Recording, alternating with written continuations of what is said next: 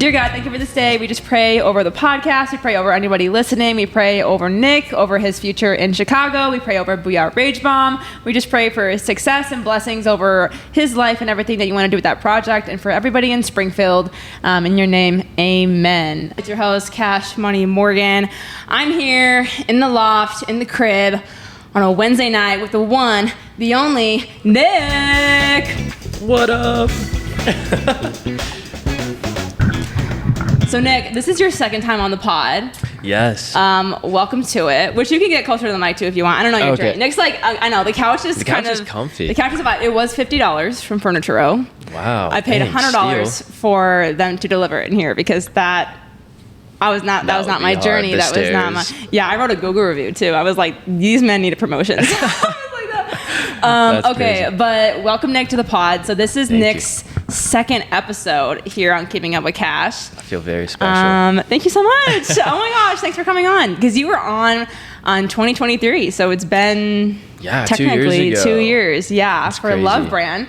But we are here today to discuss the one, the only, BOUYA Rage Bomb. Okay, Nick. Okay. Yes. But before we get into this, because this is so cool, like Nick even signed this right here, Nick. We kind of have to understand for the viewers. I've had a lot of new viewers and new friends since 2 years ago, and I've also lost some. I'm just playing, just a couple. But Nick, can you just break down a little bit of who you are? Well, that's way too deep.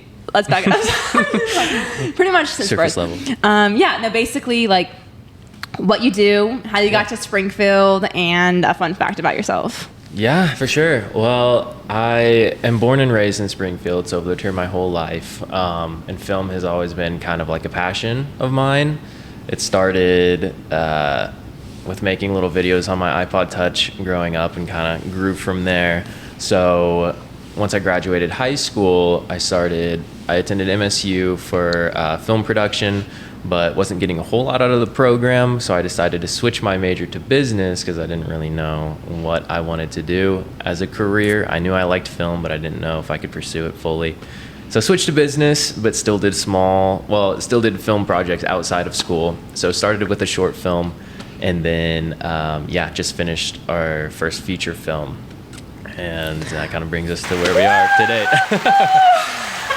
Okay, wait, I feel like I didn't actually know all that story. I knew you were at MSU, and I thought you were studying film, so I guess I didn't know the part where you were like, Yeah. Wow, so you graduated with a business degree. Correct, yes. Oh my gosh, shout out, that's awesome. Yeah. Well, I guess that's, my first question is, which we'll get into the film, which the viewers don't know yet, but it's actually amazing. It's coming out on Amazon Prime here soon. No, I hope. But no, seriously, crossed. it needs to, because I want my dad and I to watch this movie. It's so good. Vibe? Yeah, it's just so hilarious. That's awesome.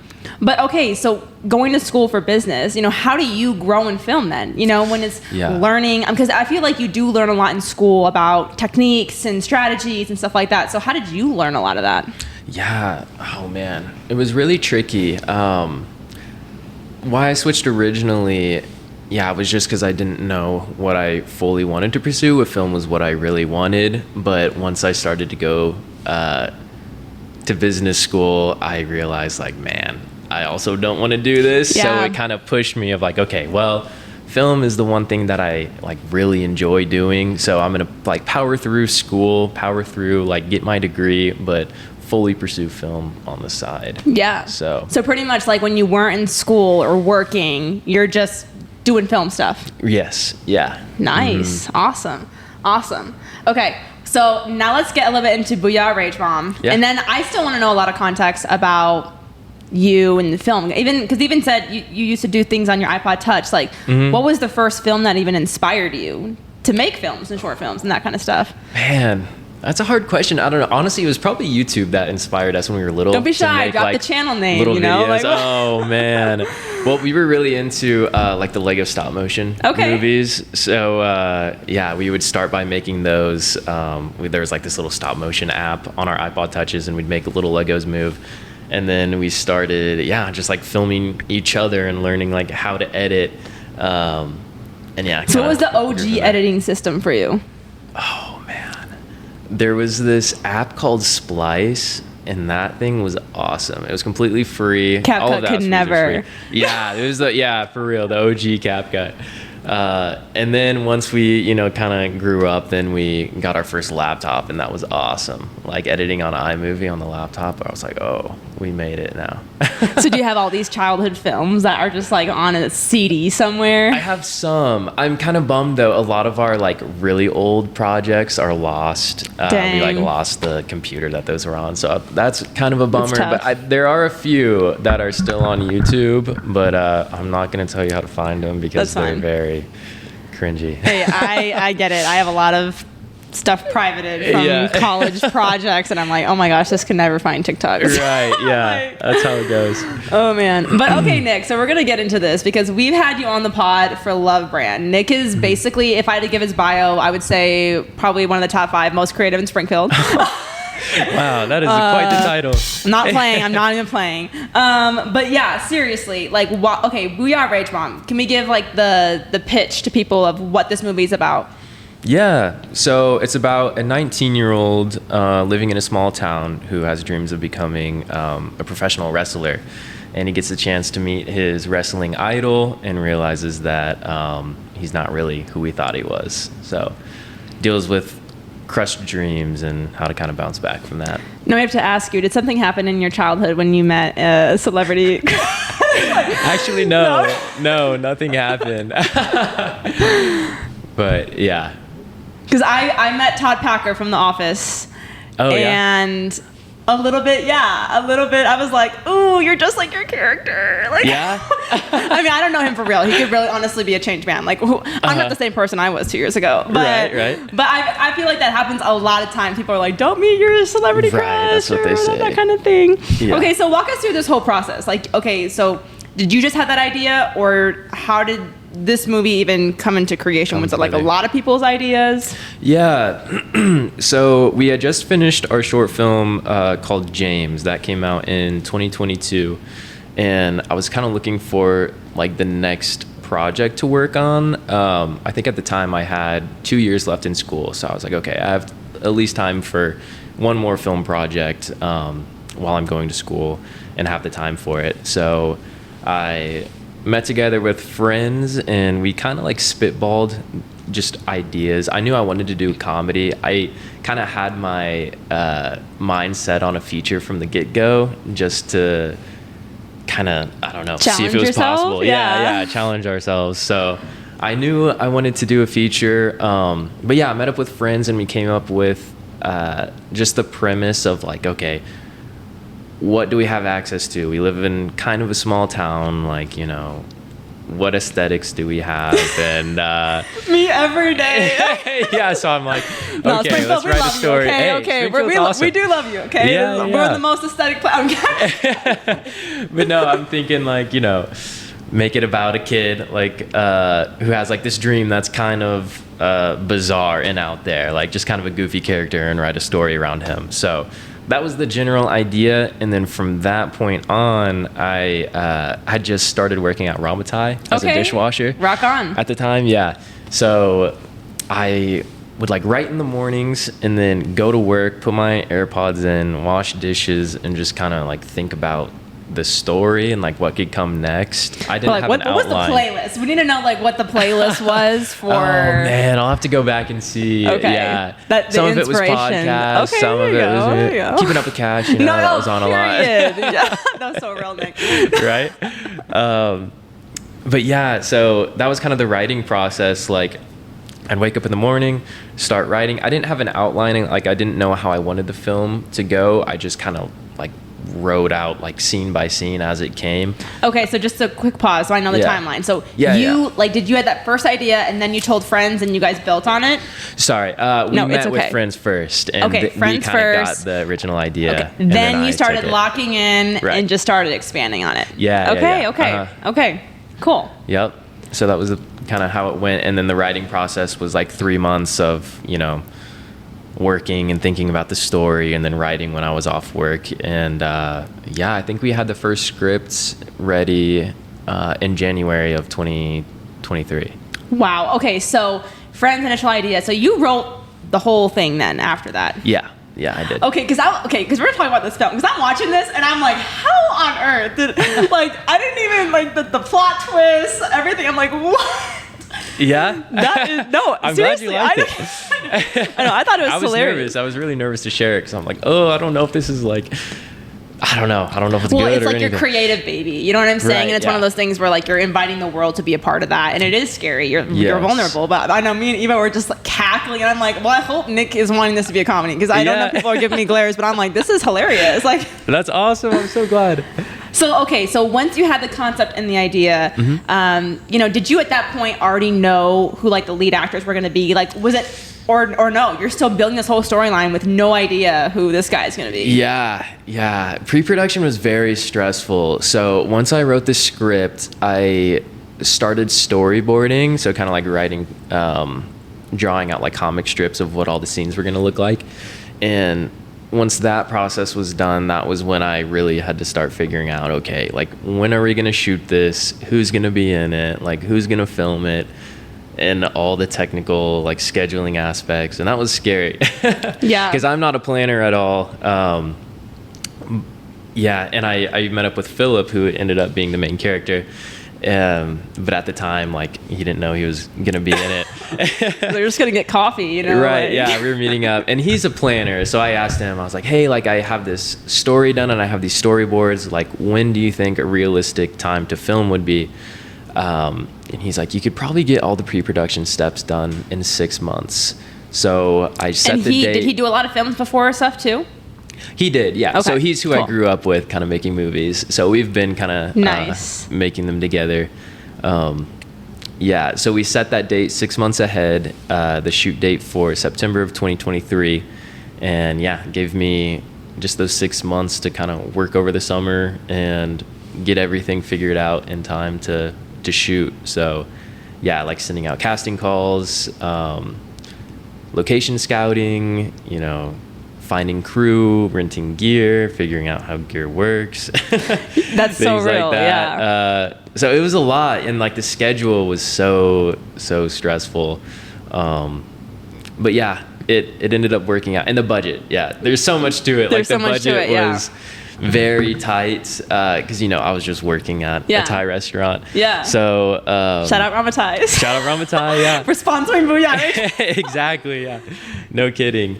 No, there's so much there, and I think my first question is, did you have help on that director side? Like, did you have an assistant, or was there someone helping you in that planning process?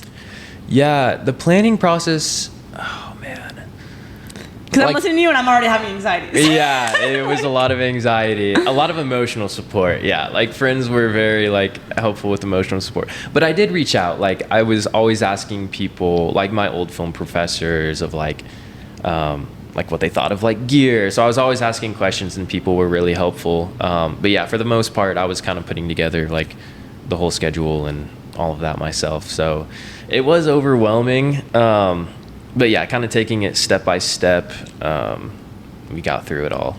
So no, I think that's what being a young artist is. Is being like, even my sales boss. He's always like, hey, you just got to be scrappy sometimes. You got to figure it out. You got to adapt. You got to make it work for you. And I think that's what separates people. And when it comes to growth, is the good from the great. Is like figuring out how to make things work just with what you have. And shooting your shot and blah blah blah.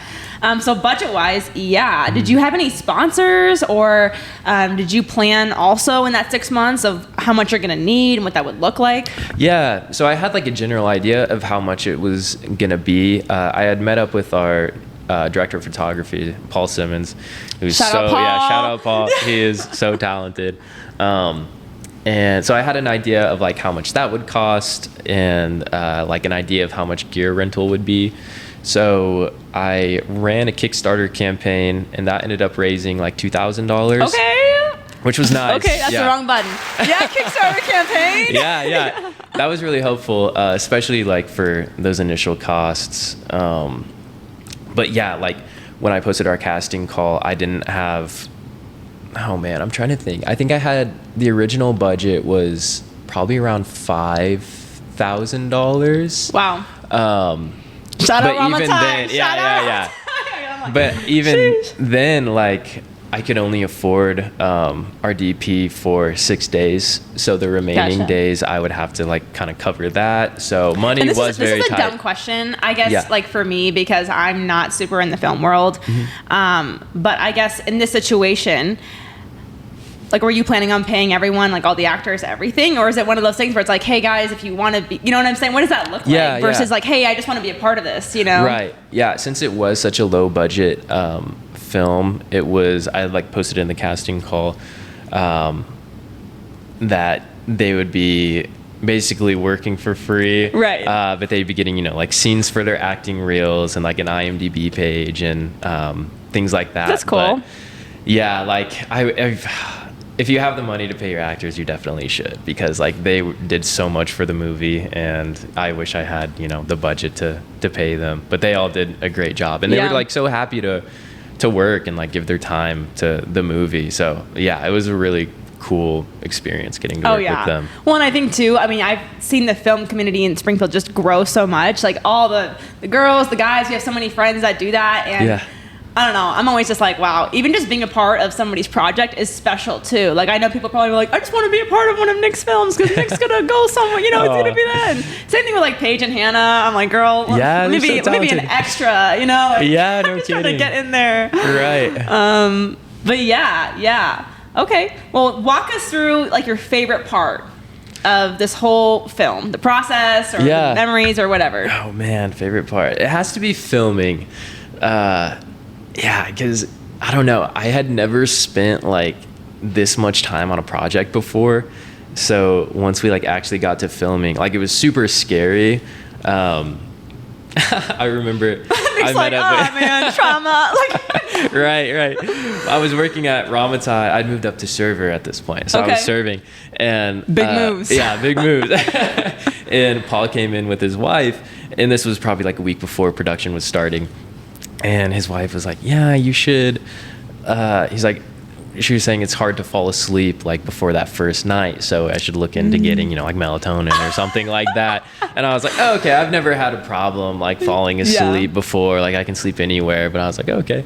But yeah, come that first weekend, the night before, I was up until like 3 or 4 a.m. and then the shoot started at 7 a.m. But I just could not sleep because there was just like so much is going through my head of like, oh man, what is tomorrow gonna look like? Like, what's gonna go wrong? Like, it was so stressful. But once we got that first shoot day, like, once we were on set, I realized like, okay, we're good. Like, we kind of got in a flow, and it was really fun. But yeah, my favorite part was just being on set and seeing, like, looking at my storyboards and looking at where we were, like looking at the camera and just seeing like how that was translated of like, whoa, this thing I drew on a piece of paper like 7 months ago is like in front of me now, and all these people are here working on this project. Like, it was just kind of a surreal feeling. Yeah, man, that's awesome.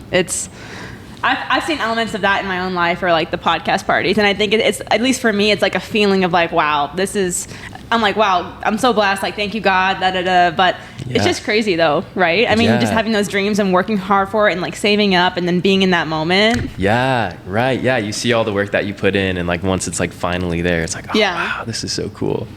That's awesome. Yeah, kind of a similar thing. Like, we had the premiere earlier this month, and yeah, same thing, because even after filming, like, editing was such a crazy process, such a roller coaster. And yeah, editing took like 1.5 years. But is that once so we wild? finally, Like, the filming takes like what? Locking in. We filmed in like 8 days. Yeah. So it was like Crazy. so short. Yeah, and then editing, you know, you're just rewatching this footage and these actors for like you probably 2 know every years, single you know. line. Yes. Just over and over and over. Yeah. Well, obviously you wrote it, but Right. Yeah. sorry. And it's so funny because like I've been seeing these actors like every day on my computer, but like in real life, I haven't seen them since shooting. Wow. So that was kind of surreal. One thing about me is that I don't play games unless it's ping pong at Classics Yard. Classics Yard is Springfield's #1 social sport and game center. It's located in the back of Classic Rock Coffee Company and next door to the Riff. Coffee, sports, music, what more could you want? located at 1900 West Sunset Street in Springfield, Missouri. Be sure to check them out, play some games, and reserve your event today. Visit www.classicsyard.com. Real, like, seeing them in person at the premiere, being like, oh my gosh, like, this is weird. You're here again. Right. But it was such a cool feeling, like, getting to share it. That first showing was mostly like cast and crew and family. And yeah, I sat next to Philip and I sat next to Mickey, who plays Ernest. And yeah, just watching the movie with them was such a cool feeling. Yeah. Like, you get to see, the work that they put in. Oh, yeah. And even in the showing that I was in, one of the guys was like, that's my brother up there. And we're like, yeah. Like, it's awesome. Just so cool, you know? Yeah. Yeah. So, okay. Well, I just have so many questions, I feel like. But one, how did you even go about getting the film at College Station? Because that's pretty freaking special, too. Yeah. Yeah. So I had kind of got the edit to a point where I was like, okay, I can keep tweaking this, but I think it's at a point where I can finally share. So I was looking at, just theaters to premiere. Like, I know the Moxie is local, but I didn't know if College Station was open yet, but I saw they were doing like a lot of the maintenance. And so I like went on their website, found a manager email and emailed them. And I was like, hey, I just like told them my backstory and how I made a movie like completely in Springfield. And how I really liked that they had an emphasis on, Springfield with like a lot of local. Pineapple Whip and Coffee Ethic, 1984, and the local actors on the building. So reached out to them and got connected with Curtis, and he was such a help. He was like, oh yeah, like come in, meet with me, and we'll like figure out a time for you to premiere your film. And it was like so easy. Wow. So that is awesome. They were such a awesome crew. They did so much. Like they showed like our trailer in their in the lobby. Like they had our poster displayed. He went on KY3 and did like a talk about our movie. That's like tough. Yeah, it was crazy. They were just like so supportive. And like they had just met me, and so it was so crazy, but we got really lucky. That's one thing that I always tell myself too with Springfield. It's easy to be like, I'm not in a big city yet, this and this. I'm like, it's so cool that you can reach out to somebody on LinkedIn or literally send an email, pitch your story, and they're like, come on over, let's have coffee, let's have dinner, we want to support you. And it's like, what? Yeah, it's so cool. No, that's awesome. Okay, so back to the movie and the set. So I have so many questions because I don't know how you did all that by yourself too. Like costume design, where did that come from? Or even you had so many different locations. You had the house with the 70s carpet. I'm like, where did Nic find this house with this vibe? You're probably like, it's my house. But, you had all these locations, gas stations, school. Like, how did you go about securing all these spots? Yeah, a lot of it was just like reaching out to people. Like for costuming and like set design, Acacia, she did a lot of that for us, and she just has like a really good eye, so that was nice. And then for locations, whenever I was writing the story, I don't know why, but I had envisioned this kid's house who I went to middle school with. Okay. And I hadn't seen him since like 6th or 7th grade, but for some reason I was writing the story. And I was like, just like even in the storyboards, like I drew his house and everything. So I like reached out to him. The mom like hires a flooring person immediately after. I like texted one of my old friends. I was like, hey, do you have like this guy's contact? Like, can you send it to me? And he did. And I was like, hey, I know this is really weird, but like I'm working on like this movie project and was wondering if you're still in this house and if we can use it. And he was so chill. He was like, oh yeah, like feel free to like come shoot there. So it was kind of wacky, but that's how that went down. No, that's awesome. And I think everything you're saying about like shooting your shot and going for it, I'm very similar to that, and that's a very like entrepreneur mindset. You're whether it's a podcast or an opportunity, you're like, I'm gonna go find it, I'm gonna go get it. I'm just gonna, you don't receive if you don't ask.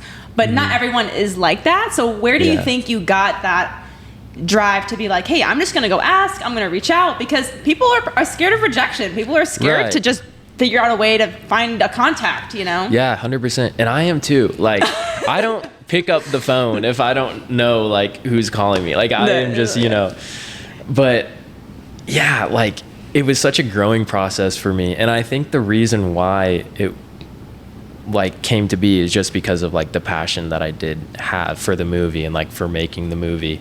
Because if that passion wasn't there, there's no way that I would have gone out of my way to talk to all these strangers and like, you know, figure all this out, go through all the stress. From middle school. Exactly. Yeah.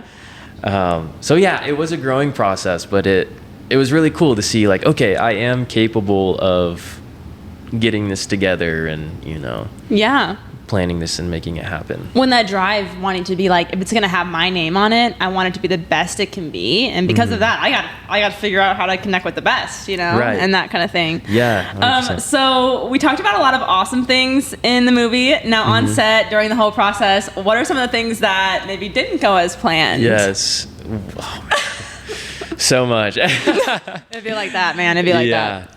Oh man. Well, one that I like to say is actually before we started the first like official production day, but this is the first time that I was meeting Kyle, who plays Nic Rage, the wrestler in the movie. And there's scenes where the main character Bonnie is watching the TV and there's like wrestling footage of his favorite wrestler, Nic Rage. So before we started production, I had to film those scenes with Kyle. So I had talked to a boxing gym in town that had like a wrestling ring and talked to him about filming there at night so that we could kind of like rig lights up to make it look like a big wrestling arena, kind of give that illusion. And they were super open to it. So we scheduled the shoot, and then I think it was the day before I called them, just making sure that we were still good to go for the next day. And they're like, well, we don't want you here after we close. Like, you'll have to be here during the daytime. And I was like, well, that's not going to work. Traumatized, bro. Like, yeah. So I just went to Home Depot. I bought a huge blue tarp and like an orange hose and just rigged this like super crappy looking boxing ring in my backyard. Like, it looked really terrible. But I was like, well, we're going to be filming at night and we're going to have lights around. So maybe like it'll have a VHS effect over it. It'll be okay. So come time of filming, I haven't met Kyle yet either. This is the first time I'm meeting him. And he texts me 3 hours before we're shooting. And he's like, hey, I'm on my way. And I was still setting things up. And I was like, oh, shoot. Like, just making sure you're coming at 6, like a few hours away. He's like, yeah, I have it in my maps. I'm leaving from St. Louis. I was like, oh my gosh. He's going to drive 3 hours from St. Louis to this college kid's house, see this crappy setup in the backyard, and just like turn around and go home. So I was so nervous. I was like, oh man, he's not going to want to be a part of this project. But he showed up and he was so relaxed. Like, he wasn't even fazed by the ring somehow. So yeah, I got really lucky with him. So how did you, because, you know, casting call, was it like over Zoom, or how did you, because you said you hadn't met him. Yeah. Right, yeah. So we posted, Philip helped me with this. He's been kind of involved in the acting community in Springfield. So he posted the casting calls for me on like Facebook, a few different pages, like Missouri actors and things like that. So he just reached out through there. Nice. Yes. That's so cool. I like literally watching the film, I never would have known. Yeah. I was watching the film and I'm like, where the heck did Nic get into a wrestling ring? Like, I was like, what? I'm glad you couldn't tell. Yeah, because I'll have to show you the behind the scenes. It is terrible. That's so iconic though. Like, I feel like you're always gonna remember, like, man. Yeah. But you have to make it work. Like, you just have to figure it out. Yeah, you gotta figure it out. And I'll say one more thing is 2 days before we were starting the first shoot day, I was in class and I get a text from the kid who was letting us use his house. Yeah. And his house was the main location. And he texted me. He's like, hey man, he was living with his grandparents. He's like, my grandparents don't want you to film at the house anymore. 2 days before, I'm like, so in those situations, like my body decides to throw up in those situations. Like, how do you process stress and anxiety? Man, wow, it was so hard because I was in this quiet class, so I couldn't like scream, but I was just like, my eyes were like darting back and forth, or just like all these thoughts in my brain of like, oh my gosh, what is going on? So yeah, class gets out, I go to my car and I'm freaking out because I'm like, well, we are still gonna shoot something in 2 days, but I just need to figure out where it's going to be. So I just started location scouting again, like calling family, friends, like, hey, I know this is super last minute, but I had a location cancel and I'm going to need like, just trying to find a spot if we can use like even just one room in your house. And I actually got a response from a family friend. They let us come over. And I was so frantic when I got there because just so much was going through my mind. You're like, please, house, can I borrow, please? Yeah, exactly. And they're like, they were so nice. They're like, oh yeah, you're totally fine. Like, feel free to use whatever. So I was taking pictures, like trying to figure it out. And then I get another text from my friend, and he's like, oh, I just talked to my grandparents. They just don't want you to use like the living room and the kitchen, but you can use everything else. And I was like, okay, that's a little better. There you go. So I just had to factor in like finding a kitchen and living room. And so my dad's house is kind of similar to that like 70s vibe. He has that like brown carpet. Okay. So I texted him. I was like, hey, could we use I'm your sure house? It looks great. I'm sure it's great. Yeah. So he let us use his living room, and then we just kind of rigged like a little kitchen setup outside the bedroom of the main house. Nice. So it ended up working out, but that was really stressful. Oh my gosh, that is wild. Because all this planning is leading up to Yeah. it, and then 2 days before, it's like, oh, it all comes crashing down. It feels like, so it's like, oh. Even equipment wise, like, you know, did you just get all of that locally? Or I know sometimes you can rent equipment and have it shipped to you and that kind of thing. Yes. Or like where you're filming and you're like, oh my gosh, we need two more lights. You know, what did that look like? Yeah. Oh man. So Paul, our DP, had his own camera. So all of the like visual equipment was there. I rented lights from another local guy. I did have the audio gear shipped in. And that was scary too, because I had to have it back in a month. Yeah. So I was like, we need to get everything filmed in a month because this is all I can like afford. Those companies though, where it's cool that you can like, it's like Facebook Marketplace, and then or like Amazon, and you just like and schedule it. I'm like, that's kind of nice, you know? Yeah, it is super cool. And then there was another app. I forget what it's called. I'll have to look it up. But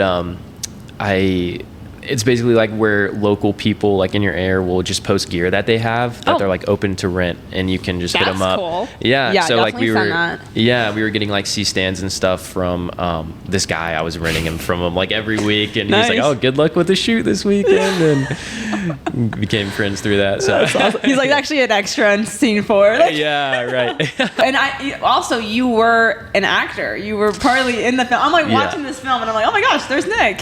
So you were in it, and then you also had a Love brand mask, right? True. For the rest. I was like, this is so cool that Nic has really combined. Like, and your girlfriend was in it. Like, I'm like, this is like so cool that you've just combined so many elements into the film. So can you talk about that? Yeah, I really wanted, like, it was such a big project, and I wanted it to, I don't know, like just really encompass, oh man, like I wanted just to have everybody in it that was like, you know, in my life at the time, and things that were important, things that meant something to me. So like I had my family, my mom is the one walking the dog. Yes. That was like my childhood dog that she's walking in the movie. Aww.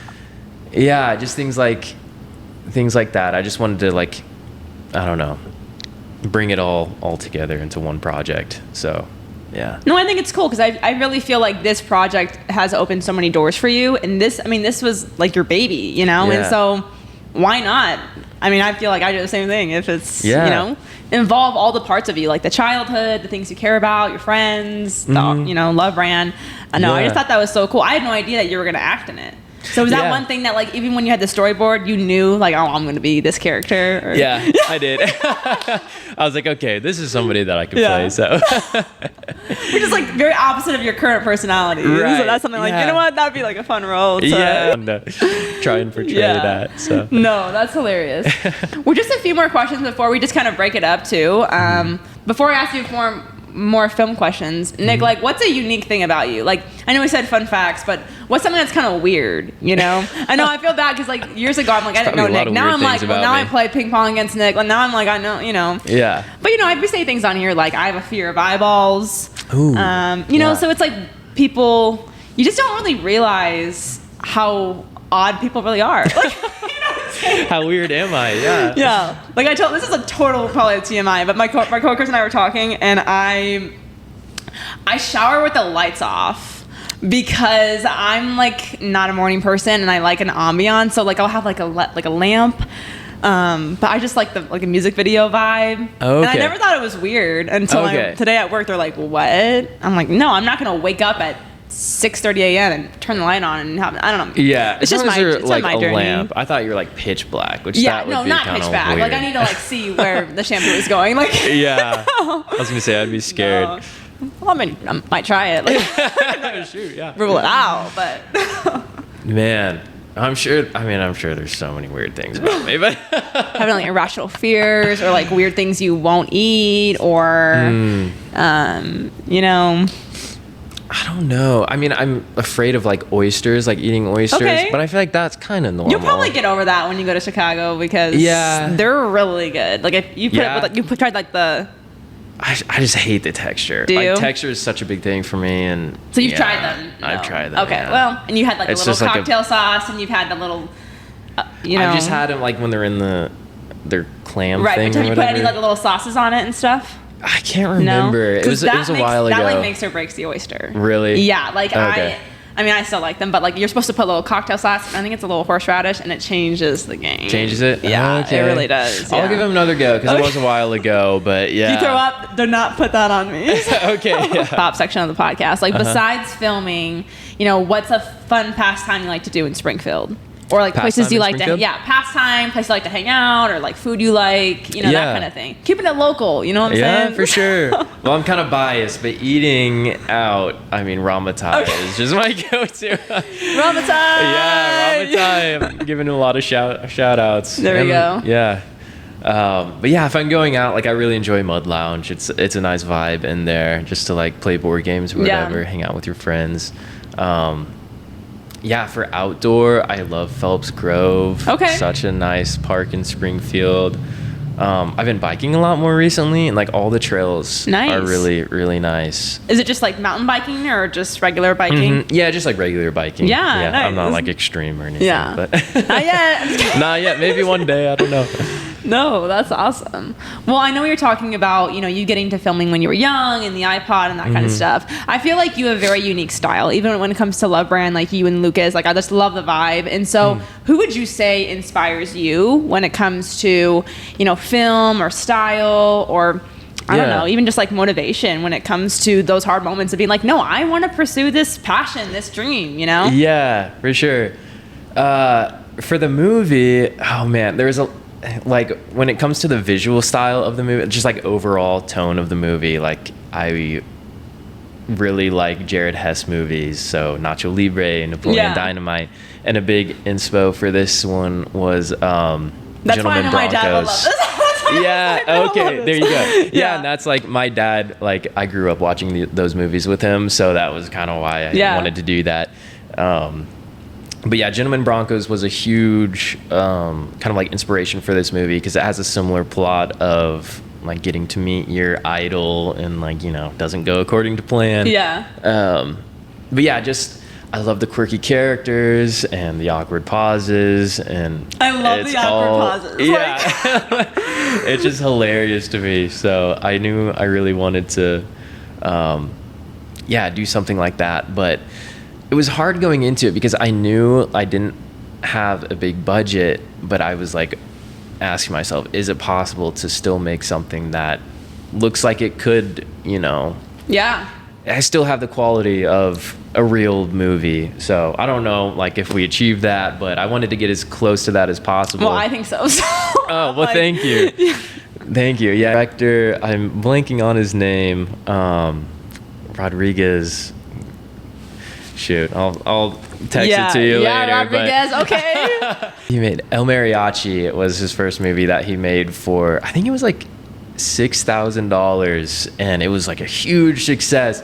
And this was way back, like he was shooting on film, and like there was so much to it. So I was like, okay, if this guy did it years ago, you know, maybe I could do something similar today because, you know, the technology is here and it's, you know, just so much more accessible. So For sure. And That was an even in the inspiration. movie too, like one of my favorite scenes was really like the biking, which is funny Yeah. because even just the way you're talking about like your hobbies, like the biking and Yeah. and the really cool bus, like the little Yeah, car. yeah. So like whose was that? You know, did you know somebody or how did that work? Because that was an awesome vehicle. Yeah, that was like Piper's family friend.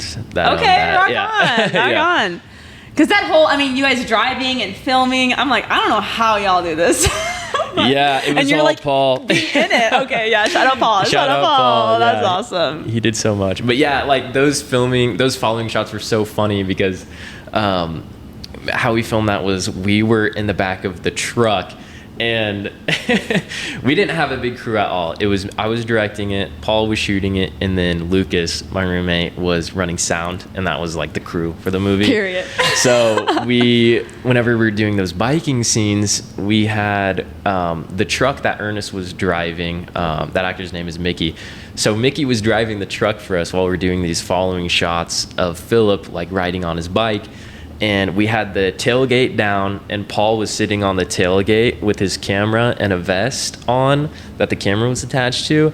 And I was sitting behind him, and I had a hold of his vest so he didn't fall out of the truck.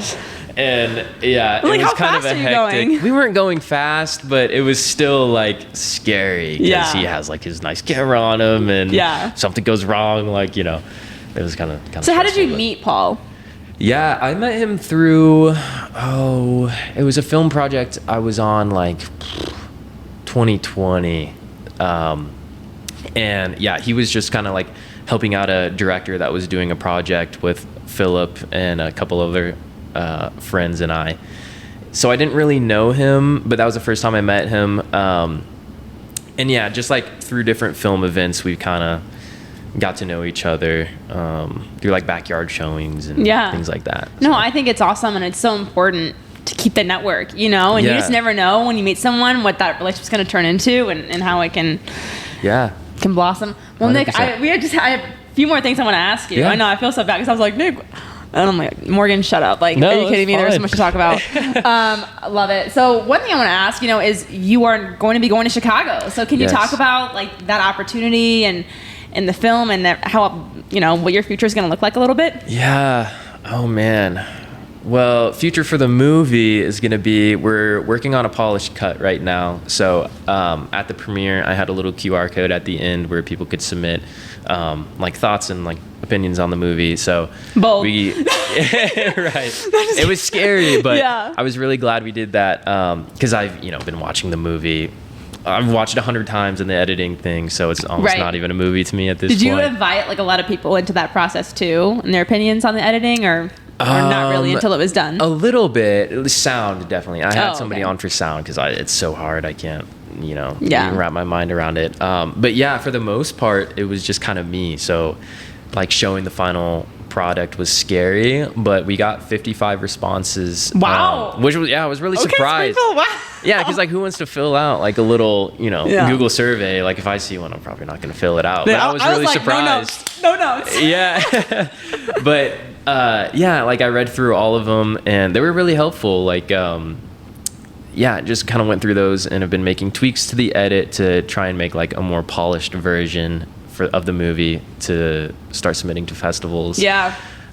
So that's like the future of the movie. We'll see what comes of it, but I would love for it to be on the internet somewhere, whether it's like streaming or even just posted to YouTube, like just a way to share it with people. 100%. So, but yeah, moving to Chicago soon to start working for a production company, which is exciting but very scary because I've been in Springfield my whole life. Yeah. So it's going to be a big change, but I have family in Chicago, so I know That's awesome. it's not too scary. Oh, yeah. And my roommate is moving with me as well, Very so cool. that'll be cool. Get to continue the love brand out there. Oh, yeah. And There's something so cool, too, about kind of, it's hard being away from your family, but also it pushes you in such a way that, I don't know, I think you grow so much as a person. yeah, yeah, So, I'm really excited for that too. Yeah, Yeah. like fully be adult mode. not that you're not right now, but Yeah, this will be like I'm still not at all. But how did you even get involved with this production company? Yeah, so it was a family friend. it was my cousin was dating the daughter of one of the head producers. So that's why Thanksgiving, those family events don't matter. skip you out. guys. You gotta go. So she got me in contact with the producer, and I got to tour the company like a few years ago, and it was super cool.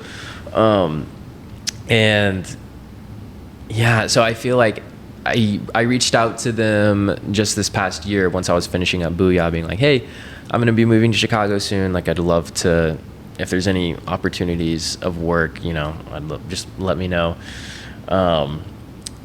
And yeah, he reached out and he's like, oh yeah, of course. And they were just kind of like, got me on board. We did like a few interviews and kind of went from there. But yeah, I was really surprised at how smooth it went. But I think it is just because of that connection that I had through my family. So super thankful for that. My cousin, he did end up breaking up with her before I reached out, and my aunt was like super scared. She's like, did you reach out to the production company? Like, is it okay? And I was like, yeah, like, we're still good. She's like, he didn't ruin it for you, did he? I was like, no, he's totally fine. Oh my gosh. So they're like, yeah, you're hired. But also, like, has your cousin talked about me? Like, yeah, exactly. Wow, that is wild. Yeah, so that was funny. Oh my gosh. No, it's cool, Nick. I feel like God really has a big plan for your life, and it's just so cool to see, doors opens. The movie theater, this next project for you. We're like, don't forget about us, whenever never get huge and stuff like that. But no, it's super excited to see your journey and all of that. Thank you. So just a few last questions. Mm-hmm. One, who would be your dream collab? Whether that's, maybe an actor or director you want to work with on a movie. Maybe that's also, someone when it comes to Love Brand, like, and it can be separate, but like, who would be that, dream collab? Man, it'd be so cool to work with, like Jared Hess and just see like how he goes about his movies. But yeah, I don't know. That's a hard question. I mean, there's so many actors out there that it would just be like super awesome to work with, but I feel like I'd be really nervous to work with them at the same time. Because I'm like, I hear that. I feel like a poser. But. No.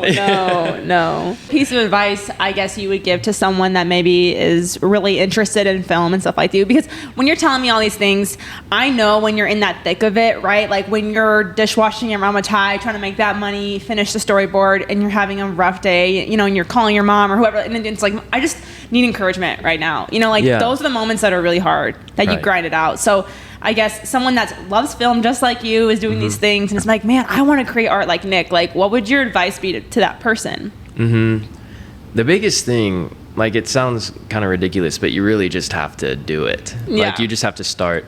Like, any project is going to be big, but as long as you just start it and commit to it, like, you can make it happen. You just have to take it one step at a time. And yeah, like with this project, I had no idea how big it was going to be, like how long it was going to take.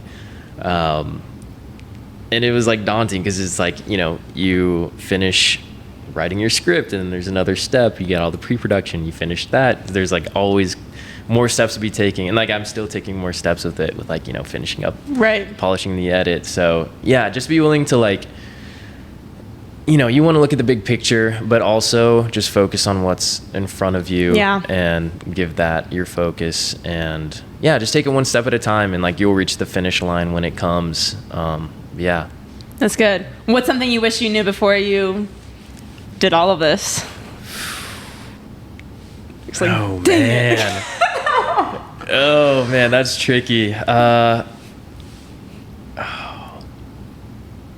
There's a lot, like I wish I would have known about, everything that was gonna go wrong so I could just plan better for, all those things that happen though that you've mentioned are just out of your control. Right. It was a growing thing. Honestly, I don't know if I would change anything. Like it was such a growing experience. So I'm glad that everything happened the way it did. Yeah, no, that's awesome. That's the show. Oh my gosh. Okay. So we end Giving Up a Cash the same way. Favorite song, favorite quote, and your legacy, what you want to be remembered as. So what does that look like for you? And maybe it's not your all-time favorite. Maybe it's just like what you love right now, Yeah. So favorite song at the moment, We Are Going to Be Friends. I mean, that one's always been fire. a favorite of mine. And then quote, you said? Yes. Favorite quote? Yeah. That's tricky. I don't know if I have a quote. Can you like quote something from the film? From the film? Yeah. Let's see. Let's circle back. The legacy one? Yeah, you know, like when you're 100 years old someday and someone's like, remember that guy Nick? You know, what do you want to be remembered as? Yeah, I guess just like be remembered as just being willing to like try things, like the guy who tried to I don't know, different things, like stepping out of like the comfort zone. I think is a big thing. I hope I continue to do that because like this film was a lot, like I definitely stepped out of my comfort zone with it, and I hope that I can do that again in the future. Slay downtown. And kind of continue continue to do that. So yeah. No, that's awesome. That's awesome, man. A lot of people are afraid to take that step, you know? And so doing that and then continually doing that only makes you better. So Yeah. I don't know. I feel like I might have used this quote on the last one. It's been 2 years. I definitely forgot. Yeah. But I don't know who first said this, but it's that limitations breed creativity. And that is so true. Because if you have like all the options in the world, I feel like it's a lot harder to come up with like a project and stick with it. Whereas, you know, if you're limited to, you have this budget, you have these locations, you have, or just whatever tools are at your disposal, like these are what you have to use. That's when you can get creative because you're like, well, I might not have this expensive gear, but how can I make this look the best way? So yeah, look at your circumstances, whatever they are, as opportunities instead of deterrence, I guess. Yeah, no, that's huge. That's awesome. Well, where can people find you to stay connected? Instagram is so the film's Instagram is Stanhope Films. My personal is Nic, Nic, and then .pics. We also have a YouTube. I have a YouTube channel where you could check out the trailer. Might post like some behind the scenes content about it, and maybe future showings, whatever. So we got Love Brand too. Yes, Love Brand as well. The Love Brand. I bought Instagram. So many pieces from Nic. I don't even remember how many I bought from you. I bought so many, and I will continue to do so. I'm so glad. No, I love it. Well, thank you so much for coming on the pod. We appreciate you guys so much. Sorry that I've been MIA. You know, it's been 3 years of podcasting, and I'm like, God is good. I'm still locking in, and you go through waves sometimes, and you don't want to hate your creative projects, so you just kind of have to listen to yourself sometimes, I feel like. But just remember that the season that you are in is beautiful, and be in the present, enjoy every moment, and continue to trust God. Okay, love you guys. Bye.